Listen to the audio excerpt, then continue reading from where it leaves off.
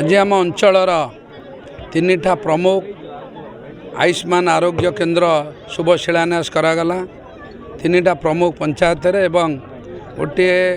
जल संपद विभाग रास्तार शुभ शिलान्यास करागला।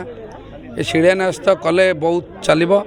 किंतु ये अंचलर एक कृषिभित्तिक अंचल अंचलर कृषि कृषकर विकास जहाँ कार्यक्रम आवश्यकता अच्छी ए वर्ष 100% करा विशेषकर अंचल केनाल पानी उपरे निर्भरशील केनाल पानी आसुन जलसेचन व्यवस्था व्याघात होता टेंडर प्रक्रिया सरी सीमेंट वाल काम हम गोबरी मईजरार दुख अंचलर एवं गोबरी उन्नतीकरण 150 कोटी ऊर्ध्व टंका व्ययबराद करा योजना करा मईजरार प्राइमरी डेवलपमेंट 11 कोटी टंकार टेंडर सारी एवं जेते प्रकार कृषि कृषकर शिक्षार स्वास्थ्यर गमनागमनर पानीय जल जल जोगाण जल निष्कासन करा जाई पारे